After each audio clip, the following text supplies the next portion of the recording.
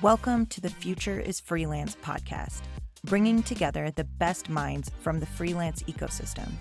We honor the expertise that comes from all levels, from freelancer to platform CEO, from community builder to enterprise leader. Together, we'll define the future of work. If you value this content, there are two ways you can support it. Follow this podcast wherever you get it and leave a positive review, or share the podcast with a friend. Find out more about our movement, including live events, coaching, and tons more content at fruitioninitiatives.com. Thanks for being part of the movement. Hi, Natalie. Hello. How are you? I'm very excited to be chatting with you. Same. I'm excited that you're here. So let's get started with the three questions we ask everyone at the top. So tell us who you are, what is your work, and why do you do it? My name is Natalie Serkin, and I'm a creative director and owner of an agency in Canada, in Toronto. And I love it because I get to work with amazing clients and provide opportunities and employment for many of my friends and colleagues. That's awesome. Tell us a little bit about how you got here. Like, how did you get into being an agency? I think this can sometimes be the journey for freelancers when they start picking up like more and more work that they gravitate into sort of an agency realm. What is your journey going in, starting to form your agency? Not starting, forming and running your agency. It's a long journey. So I'm a creative art director originally by training. And I worked at a lot of big agencies, multinational agencies, as well as some subsidiaries of multinationals where they were small and we grew to like 20 to 100 people in the same year, that kind of thing. And in most cases, somehow I ended up running a division of an agency. And from that, I got really fed up with the way that the work was flowing to the agencies. And so I put in some processes and systems. And then when I left that agency, I went to consult and I restructured 13 different agencies and different processes. But overall, I kept being frustrated with the way that the work was being done with clients and the fact that we were continually at the mercy of junior account people that said yes to everything to the client. Service became more important than the actual ask that we were doing. And so I came determined to believe that somewhere along the way that honesty and integrity would be valued by clients and that clients weren't stupid and they actually would want to know the truth and want to be able to have the agency conversations that would fix their problem. So that was my mission to get to that point. And I ran divisions of companies that I would leave and go to another agency and restructure and sometimes stay on, sometimes just restructure, or I'd stay on and manage the creative team. And then I decided I need to run my own agency. I was sick and tired of working for other people and being able to make change that was needed instead of just keep making the case for change and for not seeing it made. And I spent 10 years altogether looking for a new agent, a new business person, because I just didn't think that was me. I thought I could run an agency, I could run the creative teams. I just couldn't serve the client. I didn't think I could open the door for the client because I was told when I was on the agency side that I was too honest and straightforward. Clients wouldn't appreciate that. And I didn't have the confidence at the time that I could go and knock on doors and get business. I was very brains behind the scene. And in the meantime, I went and took different jobs to try out my skills and my theories. I worked at agency side at one place where we took on a big piece of business for a client. And I built out an entire studio team and creative team to do the work. And then I had to figure out how to manage that client. So I then took on account service roles. So I was client facing as well. Built out that team, then took over, ran another part of the agency, and then reduced my hours. Only worked 4 days a week. So I got 1 day a week and try to focus on building my own business. When I still didn't have my new business person, then I decided to go client side so I could actually see how things work on the client side, which was amazing to realize how much agencies don't have a clue what happens on client side. I remember my favorite part to say about agencies was this naive point of view of, oh, the client hasn't made a decision on which concept to go with because they're busy showing it to everyone in the company because they're too insecure to make a decision themselves, which is the most naive point of view because they are confident enough to take the work internally to show it to the head of operations, the head of merchants, or whatever the different areas, depending on what vertical they're in. And that there's a whole machine of a company that runs besides just the marketing. And whatever the marketing does, it's expected by everything else. And to not take the time to have understood that and just think it's the end user that you're dealing with was so naive from my perspective. And I kept hearing that at different agencies, how maybe it's just this one theme, but I kept seeing it across the board. And eventually I tried about different roles, went client side, got to try out my theories where I didn't hire an agency, where I used my own connections to service the business that I was running. I was marketing head of market operations at Canada's largest bank. And then I went to a different holding company where I had different types of work that I could outsource. And then I finally found my new business partner, and we worked together for 3 years. But we left our big cushy client side jobs, very cushy, and started Collective IQ. We started socializing the idea for the company while we were still working full time. And then when I got to the point that I was running out of excuses for how many dentist appointments and doctor's appointments I could have to not be at work, I had to finally quit and start. And our first two clients when we started Collective IQ were Coca-Cola and Deloitte, which is not a normal way to Well, start. tiny names. No big. Yeah, yeah, exactly. Um, that's a long-winded way to answer your question. No, it's perfect. There's so many things there. The first one is this maybe it feels like you were hinting at this might have been a myth that you were too honest to be the client facing side 100%. like, that's bringing in the business. And so you found this business partner. Tell me about like how that played out. Is that still the narrative? Has that been like myth been dispelled? Or I think a subsidiary question to that is how do you and your business partner manage the business together? What are the two sides? How do you think about the role? So we're in business for 9 years. I haven't had a business partner for 6 years. One of the things I will say, and I'll go back and answer the question about honesty or integrity, is I don't think anyone should ever become business partners with someone unless they're absolutely sure that they're the right person. So the person that I was business partners with for the first 2.5 years, almost 3 years, was someone I'd taken my last client side job with deliberately so we could try out working together and see how it worked. And I thought that was a really good thing. It wasn't. After a few years, we got along well, but she had a very different agenda, and I almost lost my company out of that whole situation. I won't say any more about that, but I would just urge anybody who's thinking of having a partner not to take that lightly, especially if they have legal partnerships. I think it's nice to have someone to be in it with, but it's scary.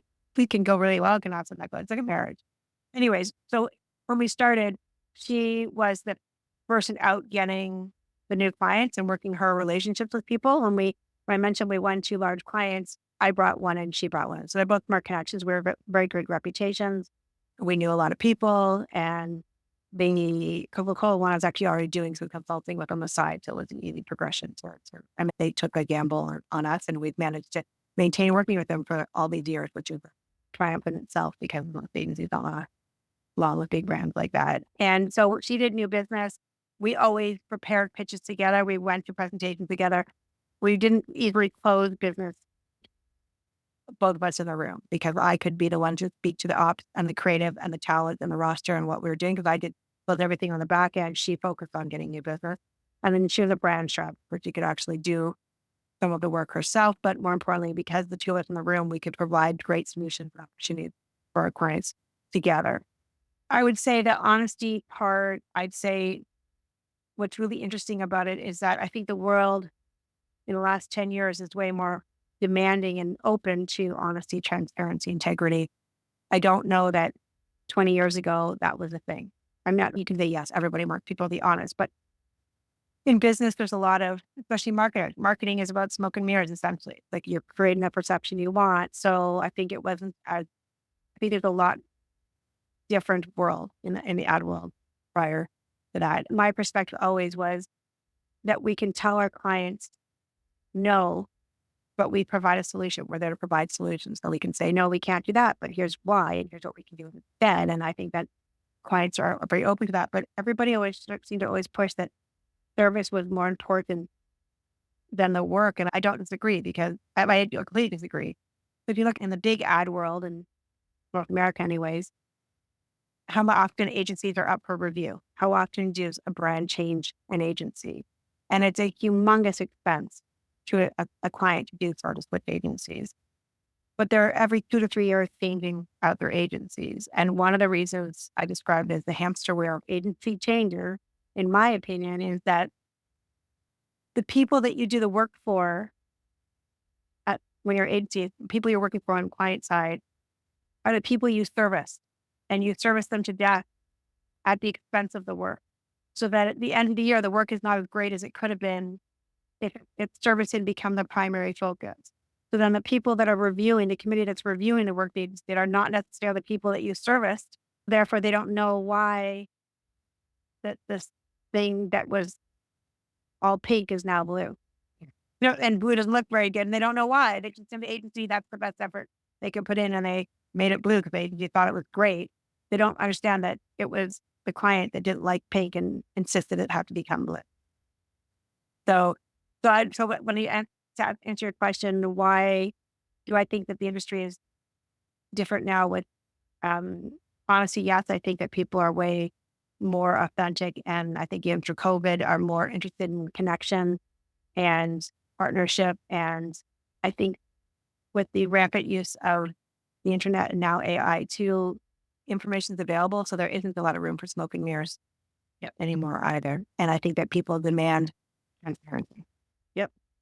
I think it is, I don't know if I want to say the words common misconception, but it's something that I run into a lot with the folks that I coach, where it's like, what the words you're using are service, and then the corollary that I'm drawing towards is like results, right? So it's if you're all about quote unquote service and not about the results or the effects that you want to be achieving for your client, and then you're saying yes too often, you're often not getting to the results that they actually want, right? Because in fact, people, I think, more often than not, want to be told no. Because, like, I personally, when I interact with whether it's people that I've hired or a coach or someone else, right? Like, I don't want someone who's just going to sit there and tell me yes all day because because it's easier, because it makes them feel, but I don't know what it is. But in fact, I think we have a lot more respect for people when they tell us the strategic, honest no, not just no for the sake of no, obviously, but it's something that I think often gets overlooked, especially for folks on the newer side of the spectrum, which obviously you are not on the newer side of the spectrum. But I think people go in being like, oh, it's all about customer service. The customer is always right. And in fact, it's no, they're hiring you for your expertise. If they could do what you did, they wouldn't have hired you. And so they want you to demonstrate that expertise by being like, no, you're actually making the wrong decision, or no, that's actually not the thing should be doing to get to the goals that we laid out for your project. Here's why.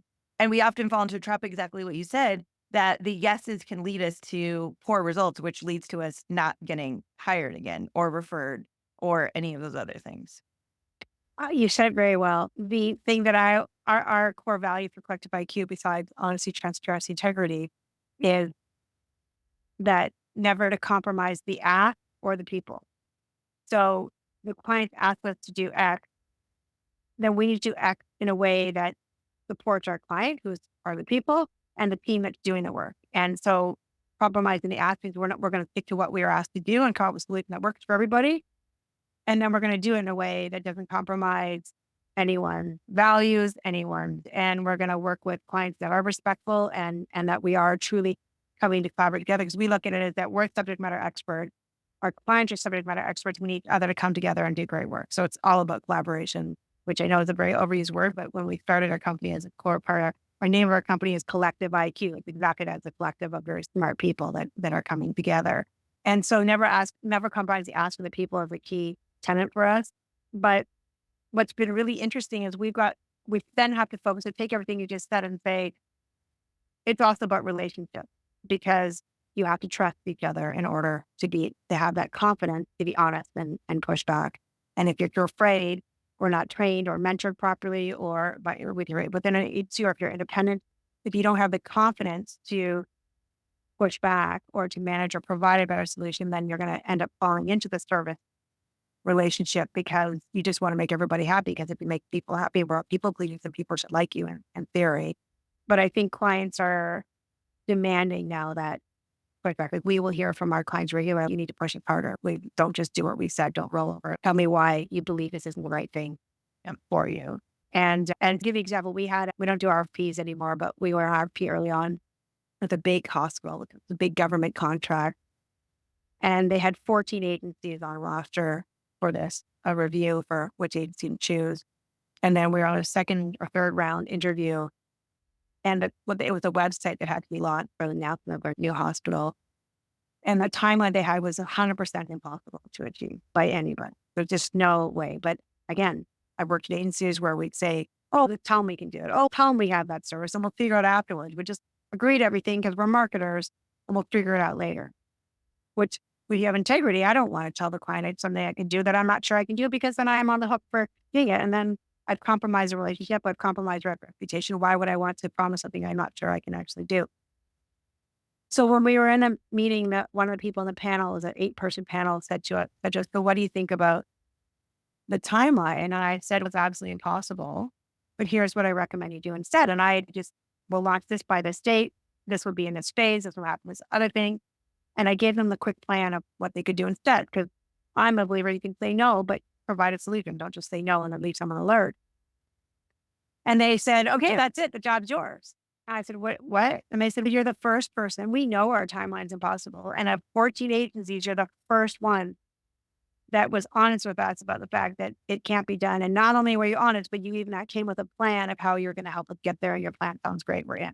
And it turned into a 5-year client of which we helped them build a creative platform, rebranded them a creative platform to build their fundraise for their $3.2 billion hospital. But all it took was being honest about it. Yeah, I think again, it sounds so much like a no-brainer where you're like, just don't promise to do things that you can't actually do. But I think that's what the level of skepticism right now is so high. And I think the thing that cuts through that is this kind of honesty. Because I think people are, like you said, people are starting to appreciate honesty, I think, more and more. And it's that kind of like cutting through the bullshit where you're like, I'm not going to sugarcoat it for you. I'm not going to tell you that I can do something that you can't do. But on the flip side, providing a solution. But it constantly amazes me how it seems like such a no brainer. And yet over and over again, I see people doing it all the time where they're like, but that's what the client wanted and that's what their timeline is. And I'm like, and this goes back to something else you said earlier, where it's not just saying no. You said it earlier when you were talking about how people didn't fundamentally understand what was going on inside. And that's like this complementary skill to saying no and providing a solution. But it's also asking better questions and like really listening. Because I think the other thing that happens a lot is people are going in with their pitch instead of really taking the time on the front end, whether you're working for Coca-Cola or like another one-person business. People want to be listened to. And it's really hard to build the right solution for someone if you haven't asked the right questions on the front end. One of the hardest things to do as a company, especially smaller ones, is not go in trying to tell everybody how great you are and what you can do for them. It's actually trying to go in and have a very small part about you and more about them, trying to understand what it is that what their needs are, and then having the confidence to then talk about where you might be able to help them out and going, and we do all these great things. And I can say I've done it myself. How do you go in and make sure someone knows that in a small window you get to speak with them or present to them what it is you can do to help them, but you need to know why you can help them and where the windows are. And if you don't ask them questions about them, then you're just talking and assuming that you're the right fit for that. Exactly. It's that perfect intersection that if you're really listening and asking the right questions, then you know what their actual problem is. And as a content expert, then hopefully you know how to solve that problem. And it's that intersection that makes people trust you and want to hire you. Yeah. Let me circle back to one other thing that you said earlier that I think is really interesting. And I think about a lot as someone who pretty much runs like a one-person business right now with a few people here and there who support me. But there's something about the way that you can be nimble when you are running a business by yourself. And obviously, as running an agency, you have other folks that work for/with you. So it's not just you. But the juxtaposition between you when you were working with a business partner versus running your own show and being like the leader. It's something that I think about all the time from my time, both when I worked for other people, when I have had business partnerships of my own, where even people that I fundamentally trusted, we were very aligned, where I was like, I just want to change this thing. I just want to go in and change this thing. I don't want to ask anyone to change it. I don't want to get feedback on it. I just want to go do it. I don't want to, especially back before I worked for myself, I don't want to run it through any type of weird bureaucracy. I know the thing I need to do. I just want to go do it. And as a solo business owner, it's something that I get to do literally every day. Like I could change things whenever I want. So I'm wondering if you have thoughts on that about like the nimbleness, maybe isn't the right word, of being a one person show. And again, you're not totally a one person show because you run an agency, but just that juxtaposition. But I am a one-person show. For me to just explain that part, I have a single employee. You're a multi-million-dollar company without a single employee. I have really strong relationships with the people that work with me as opposed to for me. And excuse me. And I empower them to make a lot of those decisions or do things on their own because again, so my company, just to clarify for you, is built on senior level talent. So everybody is independently a business owner in their own right. It's just like you can make all the things on your own, that's each one of them. But then I have a relationship with them to be able to collaborate with them together, build a custom team, a custom agency for our client. So I would say I make decisions really easily on my own, but because my whole focus is collaboration, that I have my role of what my part of that decision is in what that item is. But then after I'm able to sit back and have to let the other people make their decisions for what their area of expertise. If I have to operate without everybody, I absolutely can fire on all cylinders.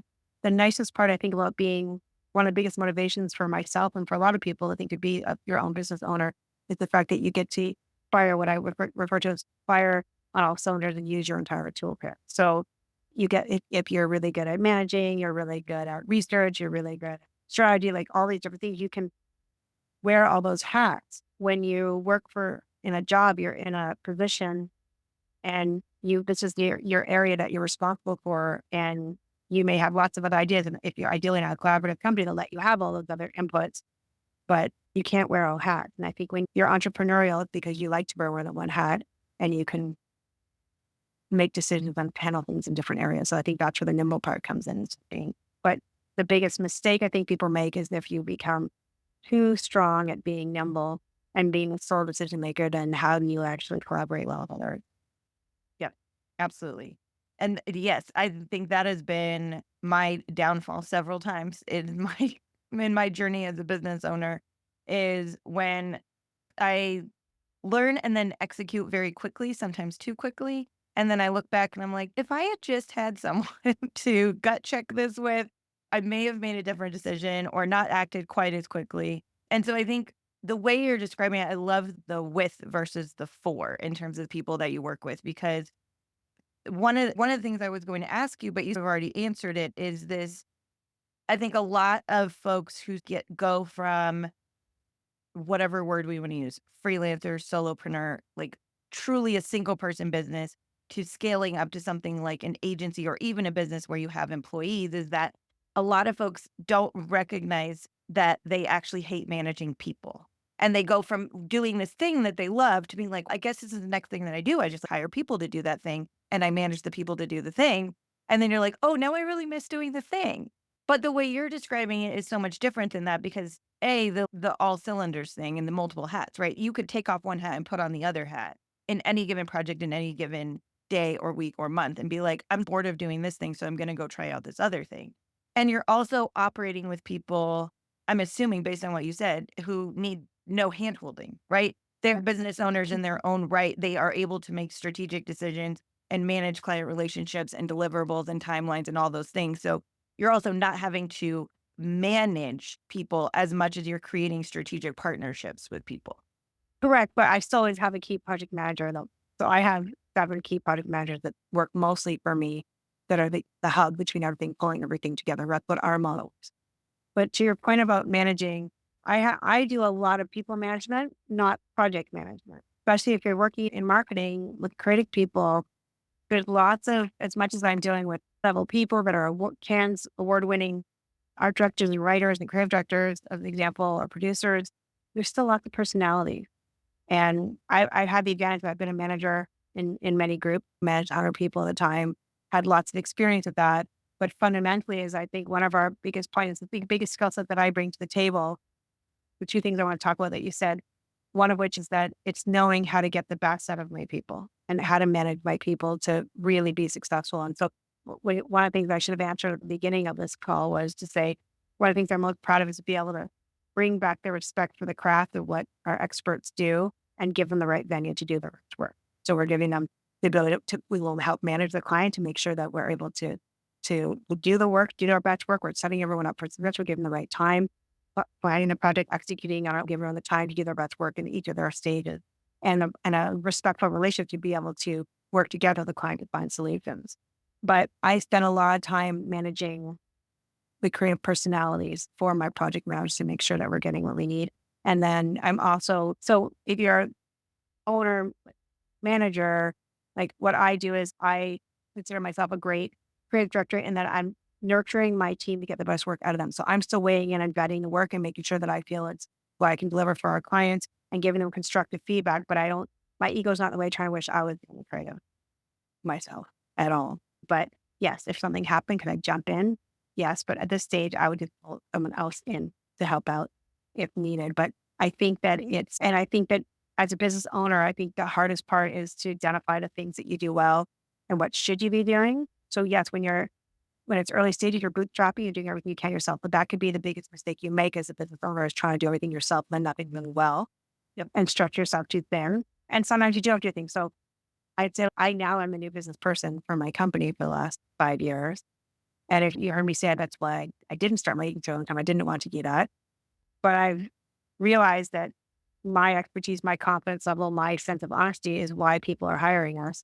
And that's what I can do to make sure our company thrives. So I do have to do it. And I've found a way to enjoy it because I'm focusing on the relationship side of it. So I love that. I think that's the perfect place to leave us. It brings it full circle because my gut instinct, as soon as you said that in the beginning, was that is the thing that you thought was why you needed a business partner turned out to be your greatest asset. Is like the too honest with clients. And that's the thing. It's that combination of the honesty and the integrity followed up by the really high level of execution that built the business. Natalie, thank you so much for chatting with us today. Can you tell us more about where we might find out more about you, whether it's just like LinkedIn or your website or anything like that? yeah, I'm Natalie Serkin on LinkedIn, but our website is easy. It's Collective IQ and the website is COIQ. Perfect. Thank you again for chatting with us. Thank you. Thanks for listening. If you value this content, please follow this podcast wherever you get it and leave us a positive review. You can also share the podcast with a friend. Find out more about everything that we do, including live events, coaching, and a lot more content at fruitioninitiatives.com.